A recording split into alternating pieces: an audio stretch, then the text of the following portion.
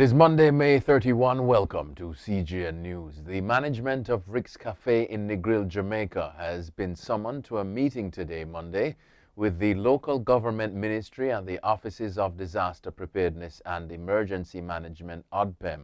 The entity was on Friday ordered closed for 7 days for breaches of the orders under the Disaster Risk Management Act and will have to undergo recertification prior to reopening. This follows the growing public anger after videos surfaced last Thursday showing patrons attending Mocha Fest at Rick's Café despite restrictions on public gatherings and the lockdown of the entertainment sector to curb the spread of COVID-19. Reports are that last week more than 800 tourists, mainly from the U.S., have converged on Negril for Mocha Fest parties. Patrons were required to provide COVID-19 test results and were restricted to specific resorts in the town. President of the Negril Chamber of Commerce, Richard Wallace, says answers are needed from the authorities, including how Mocha Fest was held without their knowledge. Commanding officer for the Westmoreland Police Division confirmed on Sunday that investigators have submitted their findings on the Rick's Café incident to the legal department of the Jamaica Constabulary Force. Superintendent Robert Gordon said the police are awaiting instructions on how to proceed with the matter. The police launched the investigation on Thursday after a video surfaced showing hundreds of partygoers breaching COVID protocols at Mocha Fest. Rick's Café COVID-19 compliance certification has also been withdrawn pending an investigation by the Tourism Product Development Company. The Jamaican government is seeking to clear the air after suggestions that the memorial service for Ambassador Anthony Johnson breached the Disaster Risk Management Act. The service was held on Thursday with the Prime Minister and leader of the opposition present. There is currently a ban on all funerals and burials are restricted to 10 mourners. Robert Morgan, State Minister in the Information Ministry, says no rules were broken as the function was a memorial service. He said the body of the deceased was not present. A May 21 notice from the Office of the Prime Minister said the body would not be in the church and that the function would be restricted to 30 persons, the number approved for church services. Johnson, a former JLP cabinet minister and father of Foreign Affairs Minister Kamina Johnson-Smith, was invested with the Order of Jamaica in 2016 for his outstanding contribution to the nation. The government of Suriname on Saturday announced a total lockdown of the country for 2 weeks in an effort to stem the spread of COVID-19.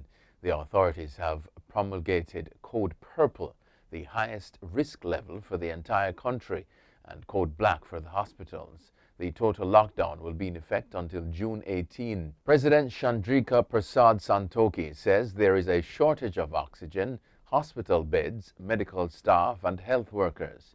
As of March last year, some 292 people have died from COVID-19, and May has been the deadliest month with 78 deaths. With the exception of essential services, all government offices will be closed, and citizens are only allowed to leave home for emergencies. The Cayman Islands Tourism Association, CETA, has offered the population a chance to win $10,000 as well as 280 other prizes worth a total of $15,000 as part of an initiative to encourage persons to get vaccinated for COVID-19. CETA, along with the charity R3 Cayman Foundation, announced the prizes during a recent meeting of its members. President Mark Langvin said it was vital for the country to reach its target of vaccinating 70% or more of its population so that the borders can reopen safely to tourists. He said the tourism sector had a part to play by encouraging its employees to get inoculated as soon as possible. Langvin said CETA has asked its members to provide weekly vaccination updates for its staff, and the industry is at 75%. He added that restaurants are showing a 90% vaccination rate. The prize draw is separate from the government's vaccination challenge version, which is also offering a wide variety of prizes for people who get their vaccinations by June 9. The Tobago Emergency Management Agency, TEMA, on Friday said 15 bodies believed to be Venezuelan nationals have been discovered on a vessel which was found off the coast of Pembroke. The authorities had originally reported that 4 bodies had been found on the foreign vessel, adding, at this time there is uncertainty of causes of death since investigations are still ongoing. TEMA said that the retrieval of bodies was done adhering to all necessary precautionary measures, and the public is advised that this area is still a no-access area until further notice, as an investigation is ongoing. Venezuelans have been fleeing their country as a result of the political and economic conditions there. New York City police are hunting for a Jamaican, Dwayne Gordon, who allegedly drugged and raped 3 of his stepdaughter's friends at sleepovers at his home, a senior police official has reported. Gordon, 41, is accused of committing the acts at his home in Queens between October 2020 and May. One of the victims told police she was given a white pill that made her pass out. She was then allegedly raped. The victims were all 13 years old, the New York Police Department reported. Gordon, who works for an airline in New York, was last seen on May 21, law enforcement sources told NBC. The Gleaner reported that Gordon attended a prominent high school in Kingston, where he represented his school in track and field and football. The police released photos of Gordon and are asking anyone with information to call Crime Stoppers hotline at 1-800-577-TIPS. That's 1-800-577-8477.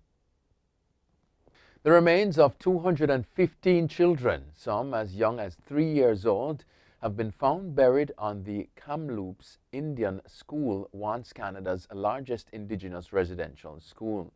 First Nation Chief Roseanne Casimir said in a release that the remains were confirmed with the help of ground-penetrating radar. She called the discovery an unthinkable loss that was spoken about but never documented at the school, which operated as a residential facility run by the Catholic Church. The school opened in 1890, changed hands in 1969 from the Catholic Church to the federal government, then closed in 1978. Canadian Prime Minister Justin Trudeau asked that flags on all federal buildings be flown at half-mast on Sunday.